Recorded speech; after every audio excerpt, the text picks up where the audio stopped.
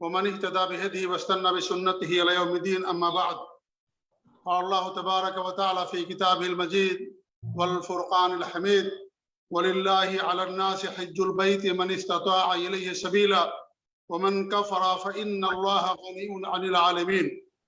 वक़ाल रसूलुल्लाह सल्लल्लाहु अलैहि वसल्लम मन हज्ज हादल बैत फलम यरफुस वलम यफसुक रजअ कयौमिन वलदतहु उम्मुहु रवाहुल इमाम बुखारी व मुस्लिम फी सहीहिमा। मुअज़्ज़ज़ नाज़रीन व मुशाहिदीन व मुशाहिदात, हम सबसे पहले अल्लाह रब्बुल आलमीन का शुक्र अदा करते हैं कि उसने हमें तौफीक बख्शी कि आज आपके सामने हज, जो इस्लाम का बहुत ही अहम रुकन है, उस रुकन की अदायगी कैसे होनी चाहिए, हज का तरीका क्या होना चाहिए, ये कोर्स मुनाकिद किया गया है। और कोर्स की तफसीलात में जाने से पहले मैं ये बता दूं आप हजरात को कि हमारा ये दर्स बड़ी गहराई में ना जाते हुए इख्तिसार के साथ हम बयान करने की कोशिश करेंगे। और ये कोर्स हमारा 3 दिनों तक चलेगा, आज और कल और उसके बाद फिर आने वाले दिन यानी बुध को। और इसमें इख्तिसार के साथ इंशाअल्लाह हम आपके सामने मसाइल को पेश करेंगे।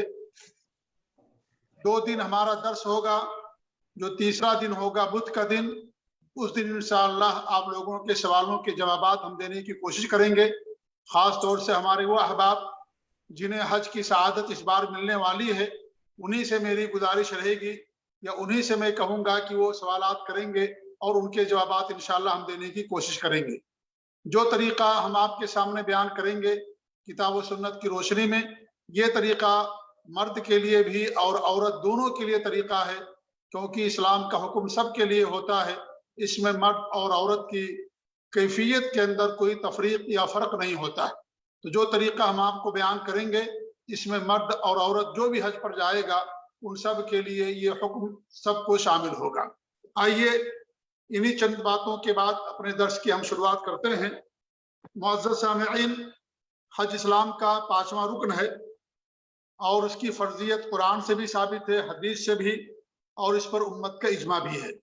मैंने एक आयत करीमा पढ़ी है जिसमें अल्लाह रब्बुल आलमीन इरशाद फरमाता है कि वलिल्लाहि अलन्नास हज्जुल बैत मन इस्तताअ इलैहि सबीला, कि अल्लाह रब्बुल आलमीन ने जो इस्तात रखते हैं उन लोगों के ऊपर हज को फर्ज कर दिया है, और जो इनकार करे फ़इन्नल्लाहा गनिय्युन अनिल आलमीन, तो अल्लाह रब्बुल आलमीन सारी दुनिया वालों से बेनियाज है। इस तरीके से इब्न उमर रज़ियल्लाहु तआला अन्हु से रवायत है कि अल्लाह के रसूल सल्लल्लाहु अलैहि वसल्लम ने फरमाया कि इस्लाम की बुनियाद 5 चीज़ों पर है। सबसे पहले इस बात की गवाही देना कि अल्लाह रब्बुल आलमीन के अलावा कोई सच्चा माबूद नहीं है और मोहम्मद सल्लल्लाहु अलैहि वसल्लम अल्लाह के नबी और रसूल है। नंबर 2 नमाज कायम करना, नंबर 3 ज़कात देना, नंबर 4 रमज़ान के रोजे रखना, और नंबर 5 का हज करना। तो बैतुल्लाह का हज इस्लाम का अहम रुकन है और इस पर पूरी उम्मत का इजमा है। उसकी बड़ी फजीलत है हज करने की। एक हदीस सल्लल्लाहु अलैहि वसल्लम आते हैं, जिसने बैतुल्लाह का हज किया और वो शहवानी कामों और बातों से, फिस्को फजूर से दूर रहा, तो हज से गुनाहों से पाक व साफ होकर के उस दिन की तरीके से लौटता है जिस दिन उसकी माँ ने उसे जन्म दिया था। ये सही बुखारी और सही मुस्लिम की रवायत है।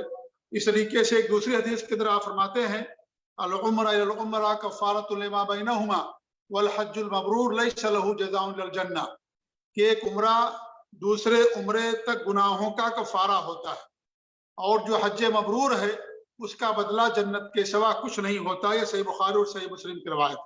हज मबरूर का मतलब यह है कि जिस हज को अल्लाह ताला कबूल कर ले।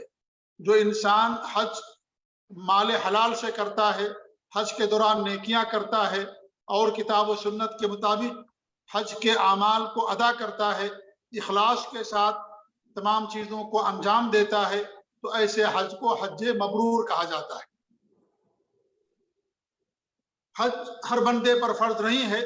हज की कुछ शर्तें हैं, उन्हीं में से एक शर्त है अकल, यानी जो अक्ल वाले हैं, अक्लमंद हैं, उन पर हज फर्ज होता है। जो पागल हैं, मजनून हैं, उन पर हज या कोई भी इबादत फर्ज नहीं होती सिवाय ज़कात के। इस तरीके से बुलूगत का होना, कि इंसान बालिग हो, बुलूगत के बाद ही इबादत फर्ज होती हैं। अल्लाह के रसूल सल्लल्लाहु अलैहि वसल्लम की हदीस है, 3 ऐसे अशखास हैं जिनसे कलम उठा लिया गया है। अकल से आरी यानी पागल इंसान जब तक उसकी अकल ना आ जाए, सोने वाला जब तक नींद से बेदार ना हो जाए, और बच्चा जब तक बालिग ना हो जाए। हाँ, बच्चा अगर हज करेगा, भाई आवाज आ रही है, मेरी गुजारिश है कि आप लोग माइक बंद कर दें, और जो हमारे होस्ट है, मेजबान हैं, उनसे मेरी गुजारिश है कि सबके माइक को और वीडियो को भी बंद कर दें ताकि आवाज सुनने में लोगों को आसानी हो, क्योंकि चड़चड़ाहट की आवाज आ रही है मुझे बार बार। इसलिए मैं आप लोगों से गुजारिश करता हूं कि ऑडियो और वीडियो दोनों आप लोग बंद रखें जी। तो बुलूगत ये भी शर्त है, बच्चे पर हज फर्ज नहीं है, लेकिन बच्चा अगर हज करेगा तो बच्चे को भी सवाब मिलेगा, और माँ बाप को भी, और जो उनके सरपरस्त हैं उन्हें भी सवाब मिलेगा। और जब बच्चा बालिग हो जाएगा तो बालिग होने के बाद दोबारा जब उसके पास इस्तात होगी उसको हज करना पड़ेगा। तीसरी शर्त क्या है? इस्तात। और इस्तात के अंदर 4 चीजें शामिल हैं। पहली चीज माली इस्तात, यानी इंसान पूरे सफर का खर्च रखता हो। ऐसा ना हो कि इंसान सफर हज पे चला जाए और जाने के बाद लोगों से भीख मांगे, हाथ फैलाए, नहीं, उसके पास पूरे सफर का खर्च होना चाहिए। दूसरी चीज क्या है? जिस्मानी इस्तात, यानी इंसान बीमार ना हो, ऐसा बीमार कि वो जहाज पर नहीं बैठ सकता, सवारी पर नहीं बैठ सकता, चल फिर नहीं सकता, तो ऐसे आदमी के ऊपर हज फर्ज नहीं होता। अगर उसके पास माली इस्तात है लेकिन जिस्मानी इस्तात नहीं है, तो ऐसे आदमी की तरफ से दूसरा आदमी हज करेगा। वो हज करेगा जिसने अपना पहला हज कर लिया हो इस्लाम का, तो दूसरा आदमी ऐसे आदमी की तरफ से जिसके पास माली इस्तात तो है लेकिन जिस्मानी इस्तात नहीं है, तो ऐसे आदमी की तरफ से दूसरा इंसान हज कर सकता है, जिसे हज बदल कहा जाता है। तीसरी शर्त यह कि रास्ते का पुरअमन होना। अगर रास्ता खतरों से पुर है और लड़ाइयां हो रही हैं, जंग हो रही है, जाने से इंसान की जान खतरे में रहेगी, तो ऐसी सूरत में हज फर्ज नहीं होता। चौथी शर्त यह है कि हुकूमत की तरफ से किसी भी किस्म की रुकावट का ना होना। अगर हुकूमत वक्त की तरफ से रुकावट है, पाबंदी है, तो इसी सूरत में इंसान हज करने के लिए नहीं जाएगा और वो गुनहगार नहीं होगा, क्योंकि हाकिम वक्त की तरफ से रुकावट है जी। और ये जो रुकावटें रखी जाती हैं इंसान की हिफाजत के लिए, जैसे आप देखिए इसी साल 60,000 हाजी लोग जाएंगे, बाहर के लोग नहीं आएंगे।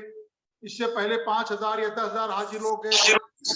तरीके से हाकिम वक्त समझता है कि उसमें हाजियों के लिए कितना परेशानी है या उनकी जान का कितना खतरा है, तो इसी सूरत में वो इस तरह के अहकामात जारी करते हैं। और माजी में भी ऐसा हुआ है कई बार कि हज बाकायदा रोक दिया गया, इस वजह से, जंग की वजह से, बीमारी की वजह से, फाका की वजह से, और किसी परेशानी और मुसीबत की वजह से जंग को, ये हज को कई मरतबा रोका गया।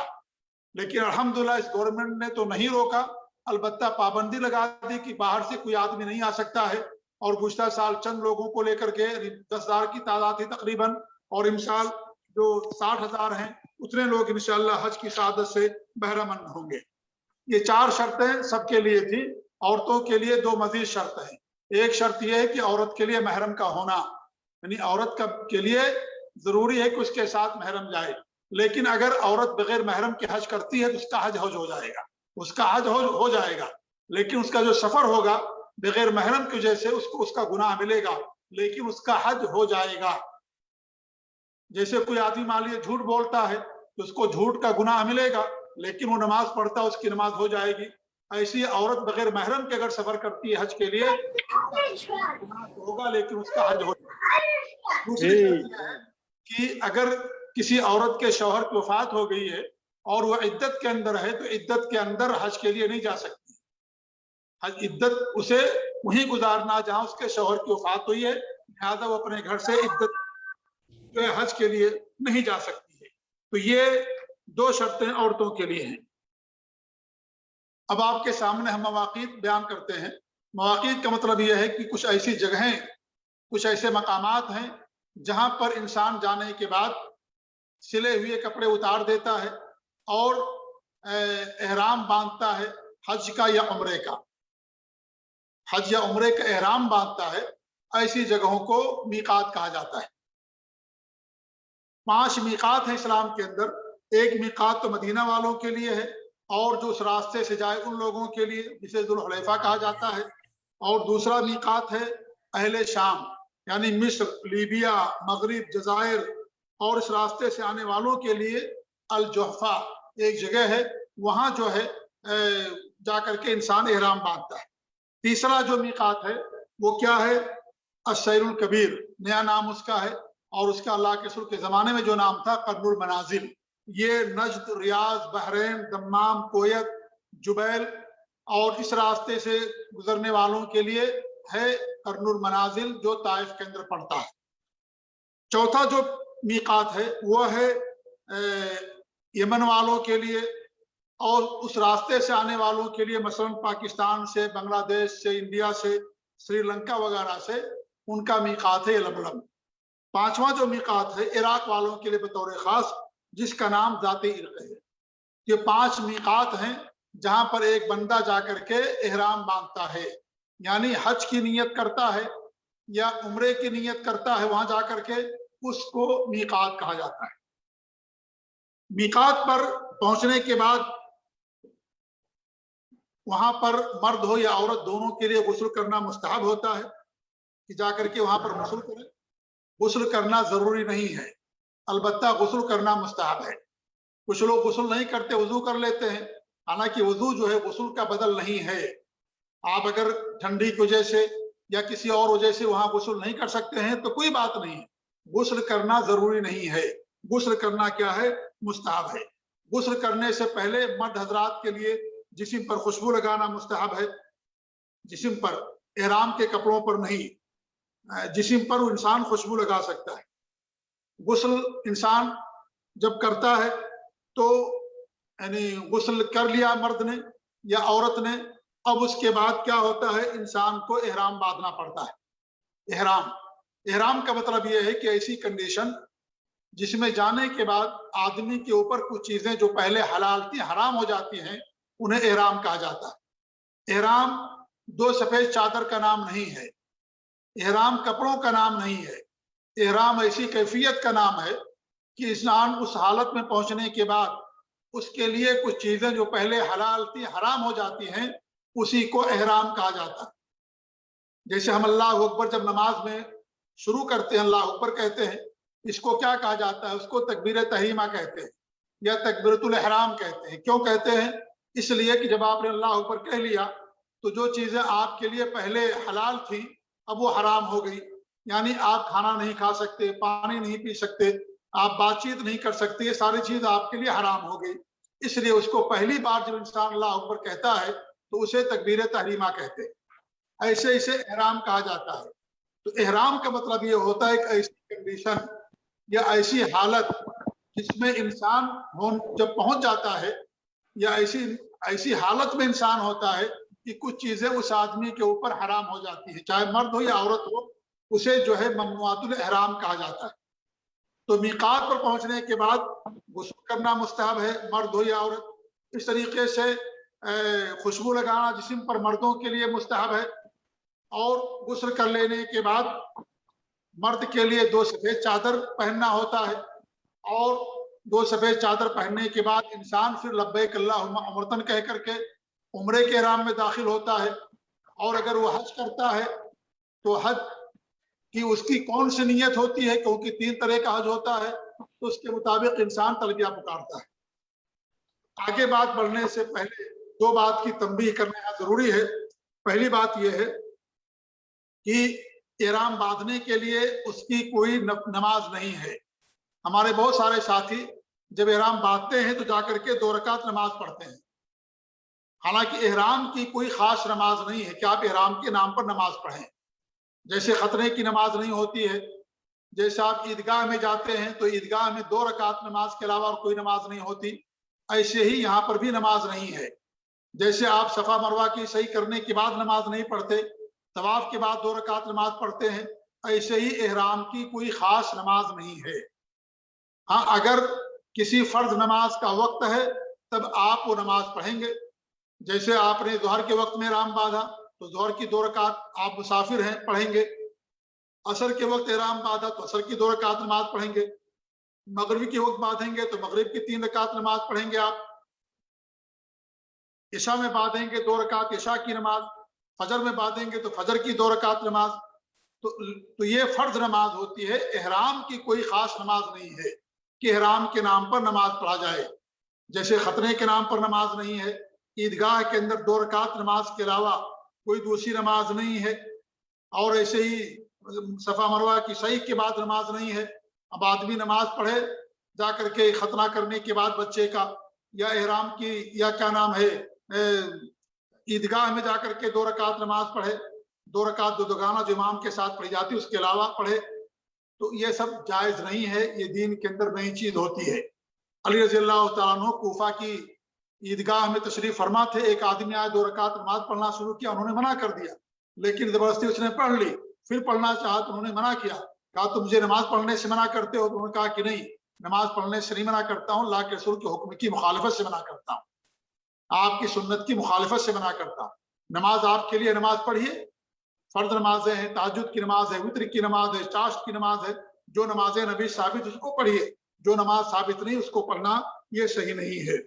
दूसरी बात यह है कि यहाँ पर जब एहराम बांधते हैं तो हमारे मर्द लोग जो होते हैं, मर्द हजरात, वो अपना दाहिना कंधा खोल लेते हैं। यहाँ पर दाहिना कंधा खोलना मसनून नहीं है। दाहिना कंधा कब खोलना मसनून है? जब आप पहला तवाफ करते हैं, जिसे तवाफ कुदूम कहा जाता है। जब आप जाते हैं मक्का पहली बार और पहला तवाफ करते हैं, उस वक्त दाहिना कंधा खोलना मसनून होता है पहले तवाफ के अंदर। यहाँ पर दाहिना कंधा खोलना क्या है? ये मसनून नहीं है, ये बिल्कुल सही नहीं है। कैसे एहराम बांधेंगे? अब चूंकि हज की क्लास है तो हज के ताल्लुक से मैं बता रहा हूं कि 3 तरह का हज होता है। एक होता है हज तमत्तो, और यही सबसे अफजल हज होता है। हज तमत्तो का मतलब ये है कि आप मिकात पर पहुंच करके आप उम्रे का एहराम बांधें। क्या कहेंगे? लब्बैक अल्लाहुम्मा उम्रतन, और आपके दिल के अंदर होगा कि हम क्या नाम है हज करने के लिए निकले, हज तमत्तो करेंगे। तो आप क्या करें?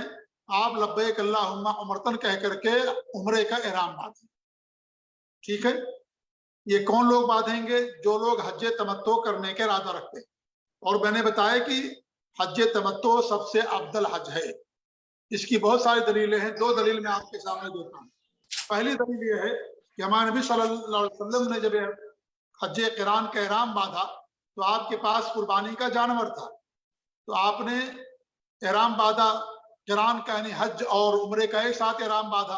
उसके बाद क्या फरमाया कि जो बात मुझे अब मालूम हुई, अगर पहले मालूम होती तो मैं अपने साथ कुर्बानी का जानवर नहीं लाता और मैं भी उम्रे का एहराम बांधता। ये सही बुखारी और सही मुस्लिम की रवायत है। मैं भी उम्रे का एहराम बांधता, हज तमत्तो करता, और मैं अपने साथ कुर्बानी का जानवर नहीं लाता। ये हमारे नबी की तमन्ना थी, काश मैं अपने साथ कुर्बानी का जानवर ना लाता और मैं भी हज तमत्तो करता।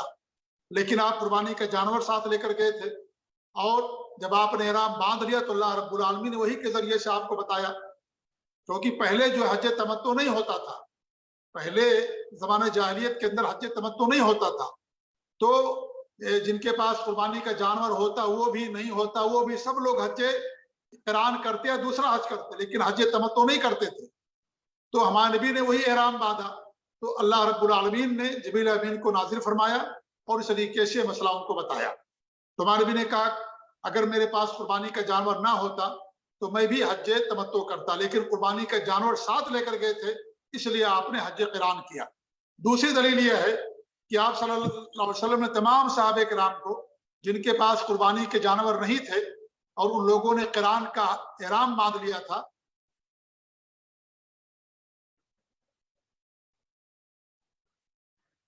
आपने हज का एहराम बांध लिया, उन्होंने क्या नाम है क़िरान का एहराम बांध लिया था, तो हमारे नबी ने सबको हुक्म दे दिया कि जिनके पास कुर्बानी का जानवर नहीं है वो सारे के सारे लोग अपने हज के एहराम को उम्रे में तब्दील कर दें। और आपने ये बात कई मरतबा फरमाई, रास्ते में फरमाया, एहराम बांधने के बाद कुछ दूर जब आप गए वहां आपने फरमाया, उसके बाद फिर फरमाया, फिर जब आपने सफा मरवा की सही की फिर आपने फरमाया कि जिनके पास कुर्बानी के जानवर नहीं है वो लोग अपने हज के एहराम को उम्रे में तब्दील कर दें। तो इससे मालूम हुआ कि हज तमत्तो ये अफजल है। इमाम नबी की तमन्ना थी, ख्वाहिश थी, और नबी अफजल चीज की ख्वाहिश और तमन्ना करता है, एक बात। और दूसरी बात कि इमाम नबी ने बाकायदा हुक्म दे दिया तमाम सहाबा को कि जिनके पास कुर्बानी के जानवर नहीं है वो सब के सब अपने हज के एहराम को उम्रे में तब्दील कर दे। तो हज तमत्तो सबसे अफजल हज होता है, जिसका मतलब ये है कि इंसान मीकात पर उम्रे का एहराम बांधे। क्या कहेगा? लब्बैक अल्लाहुम्मा उम्रतन, ये कह करके इंसान एहराम बांधे। उसके बाद ये हज तमत्तो का तरीका होगा हज का, यानी एहराम बांधने का। लब्बैक अल्लाहुम्मा उम्रतन आप कहेंगे, ठीक है। दूसरा हज होता है हज क़िरान। हज क़िरान का मतलब ये है उम्रा को और हज का एक साथ एहराम बांधना। हज तमत्तो का मतलब ये है कि पहले उम्रे का एहराम बांधना, उम्रे से फारिग हो करके फिर हज का एहराम बांधना जिलहिज्जा की 8 तारीख को, और फिर सारे आमाल करना। इसको हज तमत्तो कहा जाता है। हज क़िरान ये कि आप मीकात पर उम्रा और हज दोनों का एक साथ एहराम बांधें और क्या कहेंगे?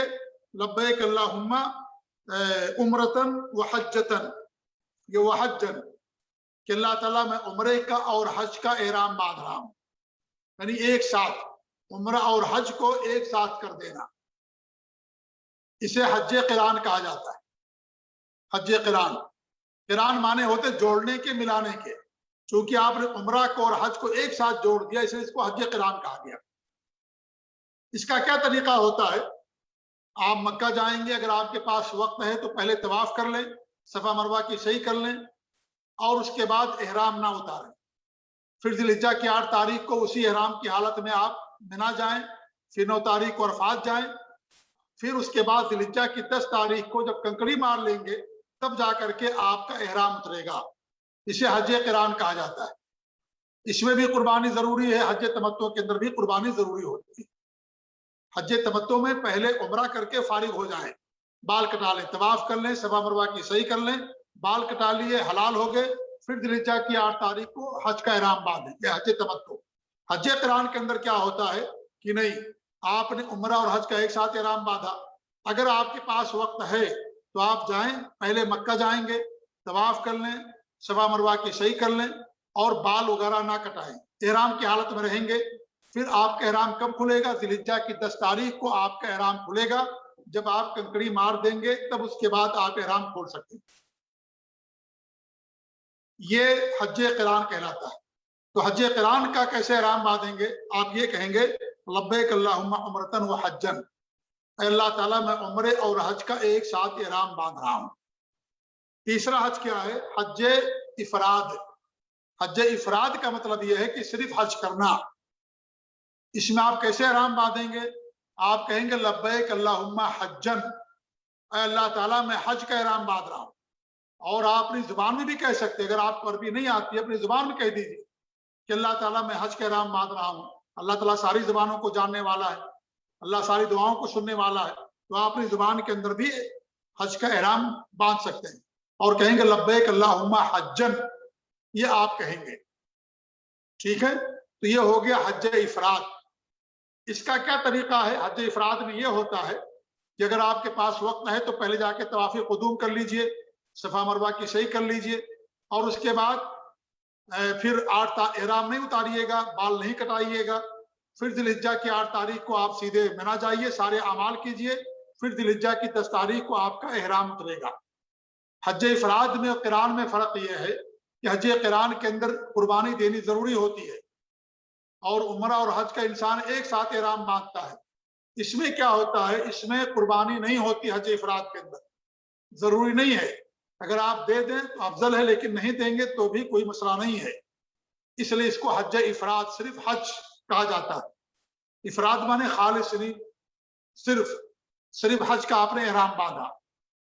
तो ये 3 तरह का हज हो गया। हज तमत्तो जो सबसे अफजल हज है, नंबर 2 हज क़िरान जो फजीलत में दूसरे नंबर पर है, और तीसरा हज हज इफराद।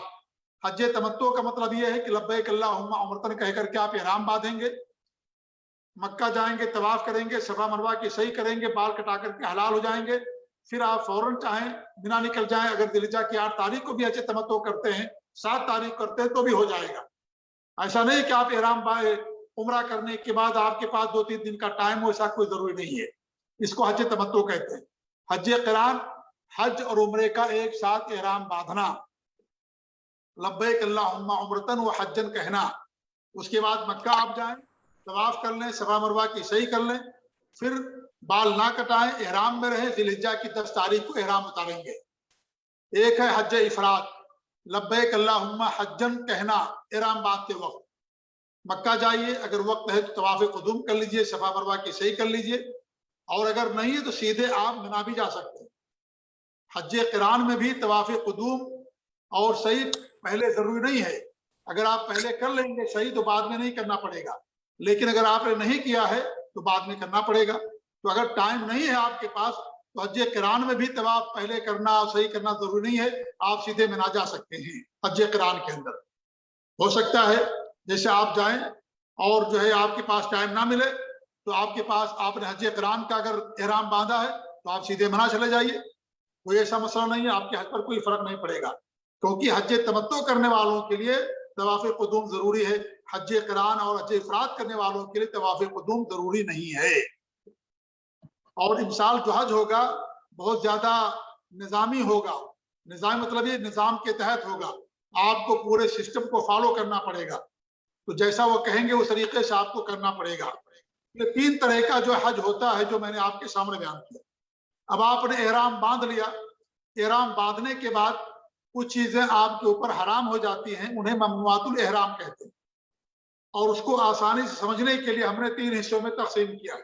पहली किस्म यह है कि वो चीजें जो मर्द और औरत दोनों के ऊपर हराम हो जाती हैं, वो क्या है?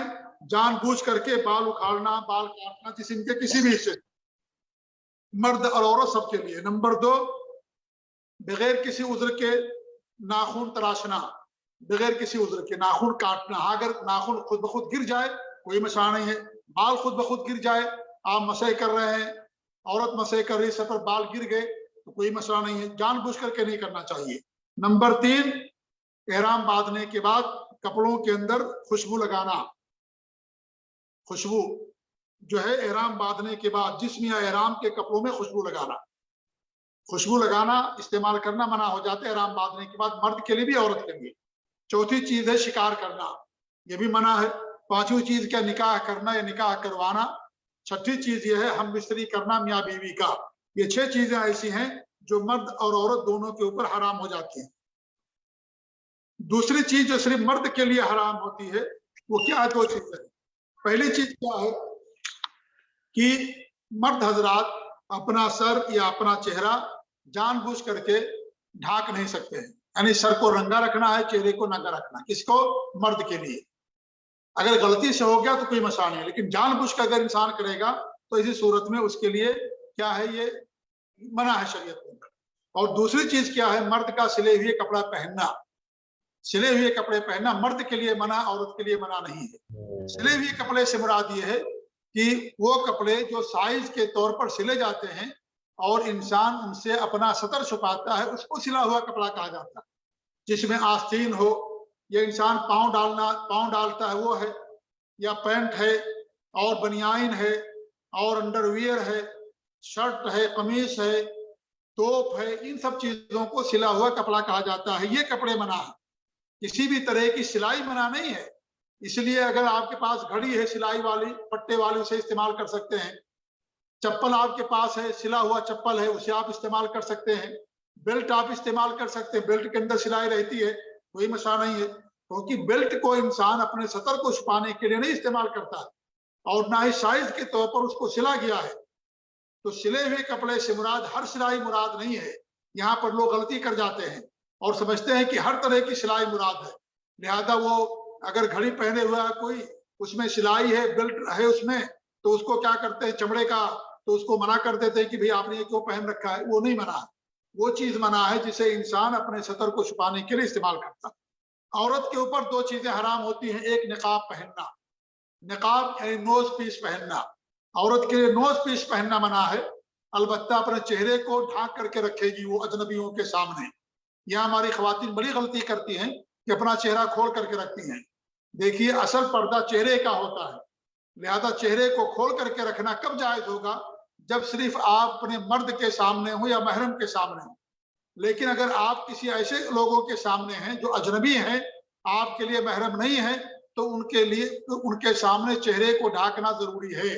कैसे ढाकेंगे? नोज पीस से नहीं।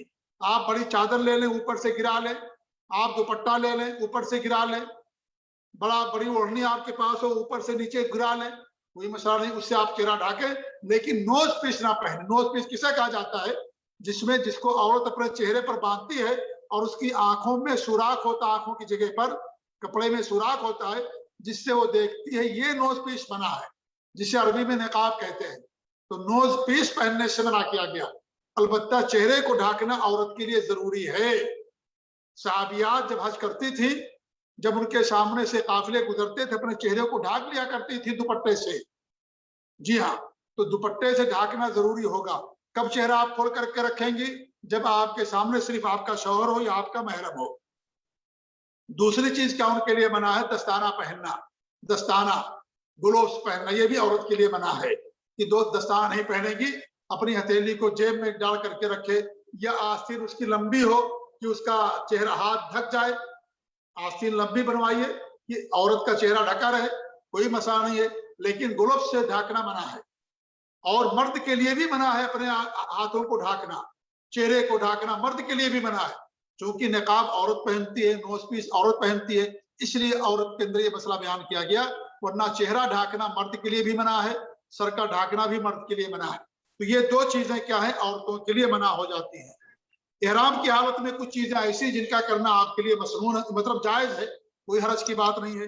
जैसे सर मलना, खुजलाना, सर को धुलना आपके लिए जायज है, मर्द के लिए भी औरत के लिए भी।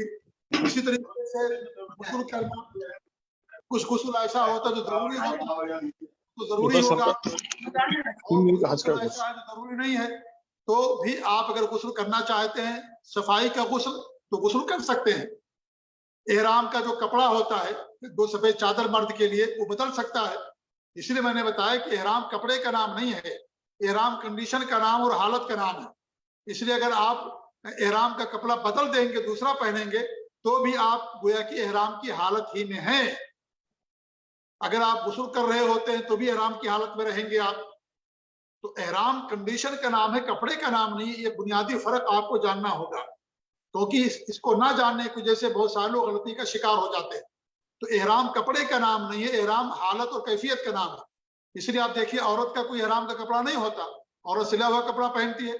मर्द के लिए दो सफेद चादर, औरत के लिए कोई अलग से एहराम का कपड़ा नहीं है। जी हाँ, तो एहराम की हालत में आप गुस्ल कर सकते हैं, कपड़े आप बदल सकते हैं, कोई मसला नहीं है। इस तरीके से एहराम की हालत में जो है, आप बेल्ट है, घड़ी है, चश्मा है, और इस तरीके से छतरी है, उसको आप इस्तेमाल कर सकते हैं। आप मास्क पहन सकते हैं, आपकी हिफाजत के लिए तो जरूरी होगा मास्क पहनना, तो आप मास्क पहन सकते हैं, कोई हर्ज की बात नहीं है, क्योंकि मास्क से पूरा चेहरा नहीं ढका जाता। और फिर ये आपकी सेहत के लिए है, आपकी हिफाजत के लिए, लेकिन इसलिए उसके पहनने में कोई हर्ज की बात नहीं है। आप खेमा, छतरी, ये तमाम चीज आप इस्तेमाल कर सकते हैं। साबुन आप इस्तेमाल कर सकते हैं, साबुन आप जो है इस्तेमाल कर सकते हैं, क्योंकि खुशबू मना है, साबुन मना नहीं है। खुशबू मना है, खुशबू साबुन को नहीं कहा जाता है।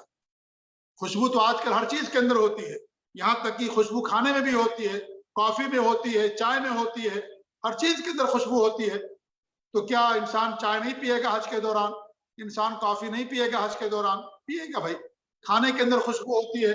तो ये खुशबू से मुराद ये नहीं है कि कोई भी चीज जिसके अंदर खुशबू हो आप उसे इस्तेमाल नहीं कर सकते, बल्कि मुराद ये है कि खुशबू से कि खुशबू इस्तेमाल नहीं कर सकते, इसको खुशबू कहा जाता है, जिसे आप खुशबू कह सकते हैं। ऐसे ही आप कोई भी चप्पल इस्तेमाल कर सकते हैं। लोग पूछते हैं कि कौन सी चप्पल इस्तेमाल करें, कोई भी चप्पल आप इस्तेमाल कर सकते हैं, चाहे आगे का हिस्सा खुला हुआ या ना खुला हुआ, ढका हुआ हो, आप जूता इस्तेमाल कर सकते हैं, कोई हर्ज की बात नहीं है। अलबत्ता जो फौजी बूट होता है, फौजी बूट जो पूरा टखना और ऊपर तक लंबा रहता, काफी ऊंचा रहता है, वो मना किया गया है। लेकिन बाकी जो है कोई भी चप्पल और कोई भी जूता आपके लिए मना नहीं है। क्या मना होगा? बूट जो काफी बड़ा लंबा होता है, जिसमें आपका जो है क्या नाम है, टखना भी बंद रहता है और आपकी बिल्ली भी बंद रहती है और आगे के सारे हिस्से बंद रहते हैं, वो मना है आपके लिए। लेकिन उसके अलावा कोई जो है जूता चप्पल जिसमें आपका जो है इतना ऊंचा ना हो और टखने वगैरह उसके अंदर ना बंद हो, या इस तरीके से इतना ज्यादा लंबा ना हो, तो उसको इस्तेमाल करने में कोई हर्ज की बात नहीं है। तो उसके लिए कोई खास जो है चप्पल नहीं होती है एहराम के कपड़ों के लिए। कुछ लोग क्या करते हैं कि भाई पूछते हैं कि अभी से हम सफाई वगैरह करने का मसला क्या है। तो देखिए, सफाई तो मर्द के लिए और औरत के लिए 40 दिन से ज्यादा नीचे के बाल को, बगल के बाल को छोड़ना जायज नहीं है। उसका हज उम्र से कोई ताल्लुक नहीं है कि जब आप हज पर जाएं तभी सफाई करें। आप उससे पहले सफाई करके रख लें। ऐसा नहीं कि जिस दिन आपको जाना है, जब एहराम बांधना है, जाकर के उसी वक्त आप सफाई करें। अगर आपने 2-4 दिन पहले कर लिया है तो आपको एहराम बांधते वक्त, गुस्ल करते वक्त उसकी सफाई की कोई जरूरत नहीं है। आपने हज का एहराम बांध लिया, अब आप मक्का पहुंचेंगे। मक्का पहुंचने के बाद आप अगर हज तमत्तो कर रहे हैं तो सबसे पहले जाकर के आप तवाफ कीजिए। तवाफ कीजिए। तवाफ करने से पहले मर्द हज़रात को चाहिए कि दाहिना कंधा खोल लें, और अगर वजू नहीं तो पहले वजू कर लें, हजर असवद के पास जाएं, और जब तलबिया पुकार लें लब्बैक अल्लाहुम्मा उम्रतन, तो रास्ते में खूब तलबिया पुकारते हुए जाएं, लब्बैक अल्लाहुम्मा लब्बैक, लब्बैक ला शरीका लक लब्बैक, इन्नल हम्द वन निअमत लक वल मुल्क ला शरीका लक। औरतें खामोशी के साथ पुकारेंगी, मर्द हज़रात बुलंद आवाज से। कब तक पुकारेंगे? जब तक कि आप जो है मक्का ना पहुंच जाएं। मक्का पहुंच गए तो उसके बाद क्या होगा, तलबिया आपका बंद हो जाएगा। उसके बाद आप वुज़ू करें, वुज़ू करें। अगर वुज़ू नहीं है, वुज़ू करने के बाद हरम के अंदर दाखिल हो, सबसे पहले आप क्या करेंगे, तवाफ करेंगे। दाहिना कंधा खोल लें और हजर असवद की तरफ दाहिने हाथ को, ये मेरा दाहिना हाथ है, अगर से आपको बायां नजर आ रहा होगा क्योंकि फ्रंट कैमरा है तो उसमें अक्स दिखाता, उल्टा दिखाता है, इसलिए मेरा दाहिना हाथ है ये। तो दाहिने हाथ से एक मरतबा कहेंगे खाने हजर असवद की तरफ इशारा करके, बिस्मिल्लाह अल्लाहु अकबर। उसके बाद तवाफ शुरू हो गया। तवाफ के दौरान कोई मखसूस दुआ नहीं आती है। कुछ लोग हर चक्कर की अलग अलग दुआ पढ़ते हैं, उसका कोई सबूत नहीं है। आप जो दुआ करना चाहें दुआ कर सकते हैं। हर चक्कर की अलग अलग दुआ अल्लाह के रसूल की सुन्नत से साबित नहीं है। ठीक है, तो आप क्या करें, तवाफ शुरू हो गया आपका, आप कुरान पढ़ें, अपनी जुबान में अल्लाह ताला से दुआएं करें, जो दुआ आपको याद हो वो दुआ करें। उसके बाद जब रुकन यमानी के पास पहुंचेंगे तो रुकन यमानी से लेकर के हजर असवद के दरमियान एक दुआ आती है जो कुरान की आयत, रब्बना आतिना फिद दुनिया हसना व फिल आखिरति हसना व क़िना अज़ाबन नार, ये दुआ पढ़े। हजर असवद के पास आएंगे, आपका एक चक्कर खत्म हो जाएगा। फिर दाहिने हाथ को एक मरतबा उठाइए और कहिए अल्लाहु अकबर। पहली बार बिस्मिल्लाह कहेंगे, दूसरी बार या उसके बाद फिर बिस्मिल्लाह नहीं कहा जाएगा, उसके बाद सिर्फ अल्लाह अकबर कहेंगे। एक हाथ उठाना दाहिना, कुछ लोग दोनों हाथों को उठाते हैं कई बार और हाथ को चूमते हैं, बोसा देती है, सब सही नहीं है। सिर्फ एक बार अल्लाह अकबर कहिए, पहली बार बिस्मिल्लाह अल्लाह अकबर, उसके बाद सिर्फ अल्लाह अकबर। और रुकन यमानी से लेकर के हजर असवद के दरमियान जो दुआ आती है, रब्बना आतिना फिद दुनिया हसना व फिल आखिरति हसना व क़िना अज़ाबन नार, उसको पढ़िए। आपका 7वां चक्कर कहाँ खत्म होगा, आकर के हजर असवद के पास। उसके बाद जाकर के 2 रकात नमाज पढ़ लीजिए, जहां भी आपको मौका मिले। जहां तवाफ होता वहां नहीं पढ़िएगा क्योंकि वह तवाफ करने की जगह रश रहेगा। आप अंदर मस्जिद में चले जाएं, जाकर के वहां पर 2 रकात नमाज पढ़ें। पहली रकात में सूरह फातिहा के बाद जो है सूरह काफिरून पढ़ना मसनून है, और दूसरी रकात में सूरह फातिहा के बाद सूरह इखलास पढ़ना मसनून है। और तवाफ की भी कोई नियत नहीं है जुबान से, ना नमाज की नियत होती है जुबान से। नियत दिल के इरादे का नाम है। अल्लाह ताला इरादों को जानता है कि आप तवाफ के लिए जा रहे हैं, आप नमाज पढ़ने जा रहे हैं, अल्लाह को मालूम, इसे जुबान से नियत अदा करना किसी भी बात के लिए सही नहीं है। आपका तवाफ हो गया। तवाफ के बाद जो है आप कहाँ जाएंगे, अब आप जाइए सफा मरवा की तरफ। सफा पहाड़ी पर जाइए और वहां पर जाते हुए आज पढ़िए, इन्ना सफा वल मरवा मिन शाइरिल्लाह फमन हज्जल बैत व अतमरा फला जुनाह अलैहि वमन ततव्वा खैरन फइन्नल्लाह शाकिरुन अलीम। अगर ये आपको याद अल्हम्दुलिल्लाह, नहीं याद तो देख करके भी पढ़ सकते हैं, और अगर नहीं भी पढ़ते हैं तो आपकी सही हो जाएगी। उसके बाद आप जो है ये दुआ पढ़ें, अल्लाहु अकबर 3 मरतबा कहें, ला इलाहा इल्लल्लाहु वहदहु ला शरीका लहु लहुल मुल्कु व लहुल हम्दु व हुवा अला कुल्लि शैइन क़दीर, ला इलाहा इल्लल्लाहु वहदा अनजज़ा वअदा व नसर अबदा व हज़मल अहज़ाब वहदा, ये दुआ पढ़ें आप। और अगर ये नहीं आती, कोई भी दुआ पढ़ सकते हैं। अगर आपके पास किताब है, किताब से देख करके भी आप पढ़ सकते हैं, कोई हर्ज की बात नहीं, वरना अपनी जुबान में भी आप ये दुआ कर सकते हैं। उसके बाद आप दुआ मांगे जितना मांग सकते हैं। उसके बाद फिर आप जाएंगे मरवा की तरफ, मरवा पहुंचेंगे आपका एक चक्कर खत्म हो जाएगा। और रास्ते में जो दुआ आपको याद आती है वो दुआ आप पढ़िए, जो भी दुआ करना चाहे कर सकते हो। उसके लिए कोई खास दुआ नहीं आती कि सफा मरवा के दरमियान ये खास दुआ, जैसे तवाफ की दुआ नहीं है, ऐसे ही सफा मरवा के दरमियान में भी कोई खास दुआ नहीं है। मरवा पर पहुंचेंगे एक चक्कर खत्म हो जाएगा, फिर मरवा पर वो सारी दुआएं करें जो दुआ आपने सफा पर की थी। सवाए इन्न सफा वल मरवा मिन शाइरिल्लाह, इसको नहीं पढ़ेंगे, बाकी जो सारी दुआ आप वहां किए थे वो दुआ यहाँ भी आप करें। मरवा से सफा पर आएंगे, आपका दूसरा चक्कर हो जाएगा, फिर सफा पर दुआ करें। सफा से मरवा पर जाएंगे, आपका तीसरा चक्कर हो जाएगा। इस तरीके से आपको 7 चक्कर लगाना है। 7वां चक्कर आपका कहाँ खत्म होगा? मरवा पर जाकर के खत्म हो जाएगा। एक बात मैं बता दूं यहाँ पर कि जब आप बैतुल्लाह का तवाफ करेंगे एहराम की हालत में, तो एहराम की हालत में दाहिना कंधा खोलना मसनून है, लेकिन जब आप नमाज पढ़ेंगे दाहिना कंधा बंद कर लीजिए। सही भी दाहिना कंधा खोल करके नहीं करना है, सिर्फ तवाफ की हालत में दाहिना कंधा आपको खोल करके रखना है। तवाफ खत्म हो गया, दाहिना कंधा बंद कर लीजिए। 2 रकात नमाज पढ़ेंगे, उसके लिए भी दाहिना कंधा बंद होना चाहिए। हमारे बहुत सारे भाई दाहिना कंधा खोल करके नमाज पढ़ते हैं, गलत है ये। कंधा अगर खुला हुआ तो नमाज नहीं होती है। जैसे औरत के बारे में हमारे ने फरमाया, जिस औरत के सर पर दुपट्टा ना हो उसकी नमाज नहीं होती, जो बालिग हो जाए। ऐसी मर्द का कंधा अगर खुला हुआ उसकी नमाज नहीं होती, इसलिए दाहिना कंधा बंद कर लें। और अगर तवाफ के दौरान नमाज हो जाए शुरू, कोई फर्ज नमाज, तो भी आप दाहिना कंधा बंद करके नमाज पढ़ें, दाहिना कंधा खोल करके नमाज ना पढ़ें। दाहिना कंधा खोलना सिर्फ पहले तवाफ के अंदर मसनून है। तो सफा मरवा की सही मैं बता रहा था कि सफा मरवा की सही में दाहिना कंधा बंद करके रखना, खोल करके नहीं रखना। और जो दुआ आपको याद हो वो दुआ कीजिए, उसके लिए कोई खास दुआ नहीं है। जो सब सुतून है उसके दरमियान मर्द का तेज चलना मसनून है। और एक दुआ आती है कि अब्दुल्ला बिन मसूद पढ़ते थे, रब्बिगफिर वरहम इन्नका अंतल अज़्ज़ुल अकरम, ये भी दुआ कर सकते हैं। और भी दुआएं जो आपको याद हो वो दुआ कर सकते हैं। उसके बाद फिर क्या होगा? 7 चक्कर जब आपके खत्म हो जाए, सफा से मरवा 1 चक्कर, मरवा से सफा दूसरा चक्कर, सफा से मरवा तीसरा चक्कर, आपका 7वां चक्कर मरवा पर खत्म होगा। मरवा पर खत्म होगा। तो मरवा पर जब आपका 7वां चक्कर खत्म हो गया, अब आप क्या करें? जाकर के अपने बाल को कटा लें, बाल को कटा लें। 2-3 जगह से नहीं काटिएगा, जायज नहीं है ये। आप सैलून में जाएं, पूरे सर के बाल को कटा लें, मुड़ाइएगा नहीं, क्योंकि आपको 1-2 दिन के बाद फिर बाल मुड़ाना है। और औरतें क्या करेंगी?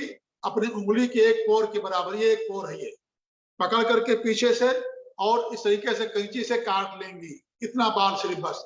औरतों के लिए पूरे सर के बाल कटवाना मना है, अलग करवाना भी उनके लिए मना है, अल्लाह ये की कोई बीमारी है उसका अलग मसला है।